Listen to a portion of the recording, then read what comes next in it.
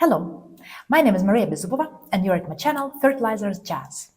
Here we talk about events, trends, technologies in the world of fertilizers and agriculture. Please subscribe to the channel, put like to this video, and let's jazz! We continue to discuss expectations for Q4 for separate market segments. Last week, I hosted Silvia Traganida from ICIS, and we discussed situation in ammonia market. Please let me know in the comments if some more questions are left so that I can cover them additionally with Silvia.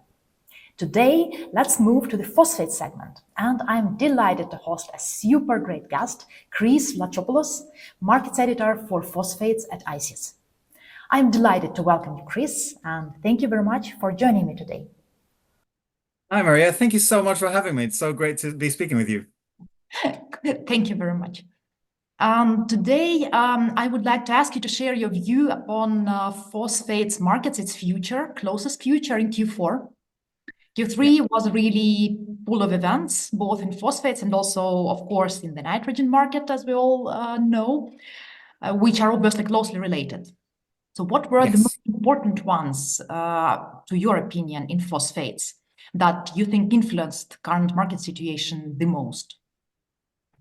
That's a very interesting question, and there's so many levels to which we could go into, or not least of which is the ammonia developments that you're mentioning. Prices for ammonia causing some concern in various parts of the world, particularly India. We're hearing some talk that there may be some shortages due to possible outages in Saudi Arabia, for example, and important manufacturers. That inevitably can have a big impact down the road. But I think one of the gauges I use personally to kind of try to sense what the market is doing is look at products upstream. And I think one product that is particularly good indication, I think, overall is phosphoric acid, for which conversation is beginning to pick up quite a lot, actually, with participants in India and elsewhere. And we're hearing very consistent talk of people expecting the price for the Q4 phosphoric acid settlement, which listeners will probably be aware was 950 per ton CFR for Q3. We're expecting we're hearing some talk that there could be significant increase to this. Some more level-headed observers are saying something like, let's say, $30 per ton, to others stating significantly higher numbers, some that may sound outlandish if I say them out loud. So I think that points to a general expectation that not only does this reflect the ammonia prices that you're mentioning, but also the new reality in India, which is the new price level, which appears to be around 620 for the time being, at least. It's kind of India seems to be agreeing on those price levels to make things viable for importers, viable in inverted commas, in the long run. And so given the higher DAP prices, given the ammonia, sulfur, given availability, given the lack of action on the part of the government to subsidize some of that product, it would be reasonable to expect higher phosphoric acid prices. To kind of conclude a very long-winded answer to a very simple question you asked. I'm sorry, I kind of went on there for a bit. We can dive into any of those specifics as you like. Yes, sure. Based on what you have already said, how do you see the demand evolving in Q4? Because till now it was really mixed, depending on the region. Sure. Absolutely. And we could talk about this in various regions. Let's start with the important players. So, of course, since we're already talking about India quite a bit, demand is expected to be robust in India. It's been a very opportune season weather-wise. We're expected to see reasonable demand for DAP and NPKs, and the country is already going out into the market to mop up whatever cargoes it can get. And of course, I assume we might get into this a bit later, but we are aware that the DAP stock situation is critically low, as many sources are saying. So that could also be attributed to robust demand for the product. So that would be the situation in India. And very briefly, in neighboring countries like Pakistan, we're seeing weather not being so opportune. Heavy rain has really dampened demand, so the country is really not expected to purchase much as I can tell. for the foreseeable future. I think they're pretty much covered. And then there's other interesting challenges, like for example, political challenges. Like if we go the other side of India, Bangladesh, we saw the political instability there cause a little bit of issues with the change of government, and so there is a little bit of uncertainty with the local banks if they can really get behind those letters of credit and commit to purchasing DAP and TSP. It's interesting, we saw TSP prices being very, very high, actually, almost coming close to DAP prices, and that's discouraged many of them. But the main discouraging factor has been the instability and the lack of faith in the currency and the government to repay those debts. And so India is on standby mode to get whatever cargoes get directed from Bangladesh. In other parts of the world, demand is pretty robust. Europe is a very interesting case.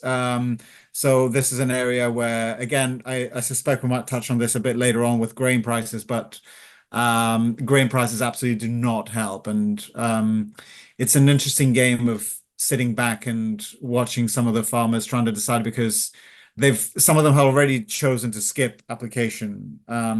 If we take perhaps a more long-term view of phosphates prices, after the conflict in Ukraine started really destabilizing the global market, in many ways, some may have been expecting that, okay, this is sort of a local blip and then things will normalize, but phosphates prices just really haven't recovered, haven't really gone back to be as competitive as urea or other products. And so some farmers have been waiting and seeing and kind of hedging their bets to see, can I afford to skip another season? But it's really coming to a point where that phosphorus just needs to be replenished in the soil, as far as I can tell. And so we do expect that to see some more mobility there in Europe, perhaps. So some farmers there are just in that position where they just have to make that choice, particularly in places like England, where I'm placed, and other parts of the world like Brazil. We are seeing an interesting situation on the MAP market. We are seeing availability of product being a deciding factor. Earlier in the year, there were severe floods. Some of your listeners might remember in the south of the country. That affected not only the availability of product, but also the stocks that were present. Some of them may have been affected by that as well. So overall, we do see, and of course, lastly, to touch on the other important player, the United States, which is reviewing administrative duties on Moroccan and Russian products. Again, very much impacting the demand for those products. But overall, we're seeing farmers stick by the products that, they're traditionally been using. We haven't seen a pivot away from them, really. So demand is robust there as well. I see. Overall. Thank you. And how about Argentina? We have heard that last week government finally confirmed that they will decrease this additional tax for currency purchase. So everyone expects that now Argentina will purchase more. Do you think in phosphates it will happen as well or not? It's possible to assume, because surprisingly, it seems like, I mean, not surprisingly, I should say, but the economic fortunes of Argentina have been somewhat troubled in recent years. And it seems like the new administration is kind of turning things around, as far as many observers can see. And there's a lot of faith that, things could be, the country could be turning a page, and that is extending to the phosphates market. Yes. But so far, I haven't seen anything concrete to, sort of show me that, okay, this is a really fundamental situation as yet. It's just, I think it's showing more of a desire where things would like to go. But, we can only wait and see for that one, because that development is very fresh indeed. In my opinion, I think. Indeed. Yes, indeed. Fully agree. This week, we will finally see, we already saw partially, but finally we will see this week the results of the Indian tender for urea purchase, a long-awaited event that will support, according to the first signs, will support the sentiment in the nitrogen market. And India, of course, is the most important factor influencing not only nitrogen, but phosphates as well. And you already mentioned that during past, let's say, half a year, there was a turbulence regarding Indian DAP subsidy. due to unclarity of this subsidy policy. Can you please first of all explain what is the status now, and maybe you heard something how it should resolve finally? Yes, that's a fantastic question, really. And it has many levels. So India, as we know, we probably should start at the beginning. India had a very important election recently. It is the largest democracy on the planet. It's a giant democratic exercise to get a government elected. And that comes from a Greek citizen, the world's first democracy. So that's a big, big compliment. So in that sense, once a new government was sworn in, and it was sworn in with the previous Modi administration having to kind of concede ground to other parties. There was also a new Minister of Fertilizers, excuse me. And even though the intention of the government had been signaled with a previous subsidy regime, and that was upheld after the official election was finalized, there was some disappointment. There was considerable disappointment on many parts of the market that the subsidy levels for DAP were not increased. That is due to the fact that when private importers bring in product into the country, they invariably have to suffer losses of significant amount of dollars per ton. So private importers are really discouraged, and you could really trace the lack of action on the part of the government on this and really sort of pinpoint to that moment as the beginning of the stocks dropping in the country, because that was just such a pivotal decision to not really increase the subsidy. And if you're a private importer, why on earth would you bring product and lose money on something that is really essential? And given how important farmers are as a voting bloc, it's a little bit surprising, at least to my eyes, that the government did not take any further action. It needs to be said that the government was, after some considerable pressure, persuaded to afford a special DAP package later on to kind of assist specifically with that. But given the fact that that was before prices jumped to the current level, so it's all it did really is it just kind of prolonged the status quo, and the more things change, the more they stay the same in some sense. So nothing really fundamentally has shifted, and the only entities that can really afford to bring in product in large quantities are the government entities, and those that are subsidized by the government. And that is, to my eyes, how things could continue into Q4 as well. There's just a disincentivization for private importers to really get in the arena and compete. Only those who can do so under the government subsidy regime is how I would see it so far. I see. And because of that situation with the subsidy, I think India started to move to make the shift towards own production rather than focusing only on imports like it was previously. So we see it clearly with more and more ammonia arriving into the country, more and more ammonia tenders. You already mentioned situation in phosphoric acid. So what do you think regarding this shift? How quickly, first of all, how realistic it is, and how quickly it can be done in order to really close this deficiency, which already exists and will further develop? Completely. What a great question. Yes. I think it's falling again. We may have to trace the beginning of that trend back to politics or economics a little bit, wider economics of the country. And I think a lot of observers would agree that in recent years, there's been a shift in India in making the country a lot more self-sufficient and just really showing to the populace that we can stand on our own 2 feet and we don't need to rely on anyone for something as vital as phosphates imports. And that is really great. What a wonderful sentiment. And I mean, it's amazing that any country should be able to do this. The problem is that India has such a vast population, and the really I'm not convinced entirely that excuse me, it's something so viable as to happen, if we just snap our fingers and say we're just going to manufacture everything we need. I think it's probably going to be a longer term trend that's going to be gradual, that takes place over many years. For example, India, we haven't really mentioned NPKs, but it also relies heavily on NPKs, which are manufactured domestically as well. An interesting case study, for example, for the self-reliance might be a recent deal completed with a North African manufacturer for significant quantities of DAP and TSP. It's OCP. I don't believe it's a secret. And it's very interesting that OCP, from my understanding, through sources, we're hearing that there's been a push to really push TSP into the Indian market, which is something that really has not traditionally been a part of it, as far as I could tell.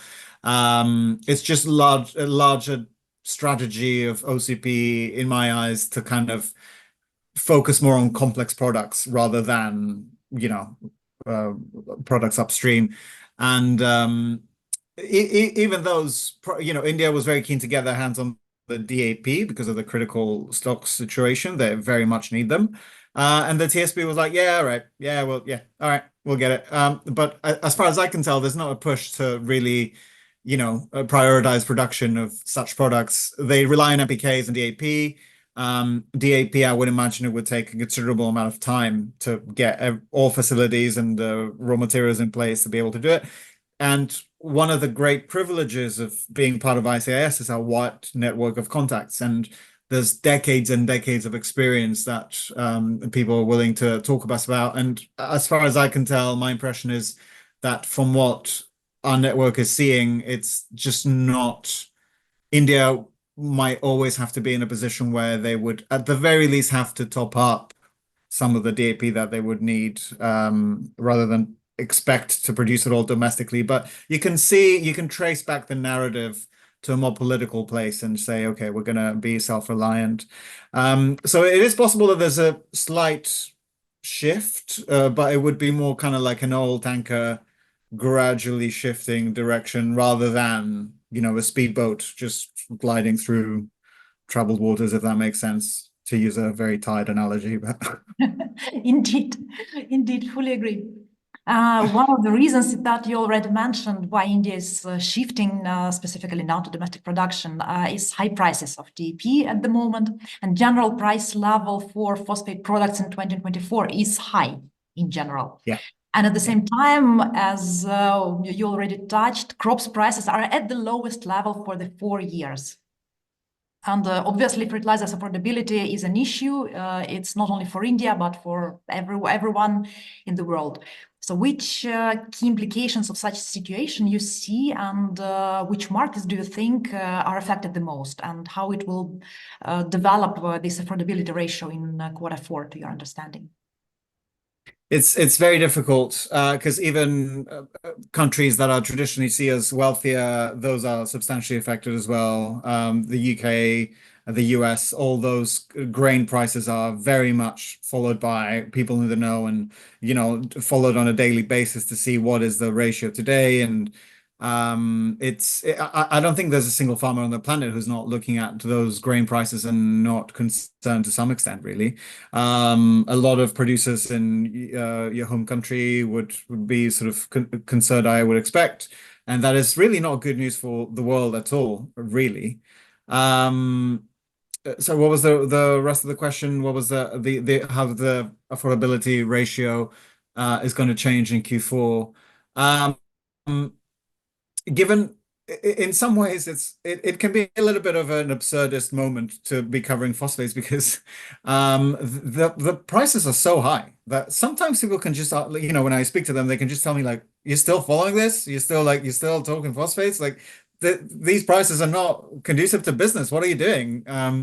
So it's and that's an indication for how difficult things can be. I just don't think it's sustainable long term, and I'm not sure if that's really something that people will stand for. Really, I just think they will. Yeah. So what they've already started doing in Brazil, for example, has been that when they can, they analyze the needs of the soil and pivot away from phosphate fertilizers and substitute nitrates along with the complex nitrates products to kind of get a similar result. So necessity is the mother of invention. If people really are in a position where they just cannot keep paying those prices, they will just pivot away to other products, I think.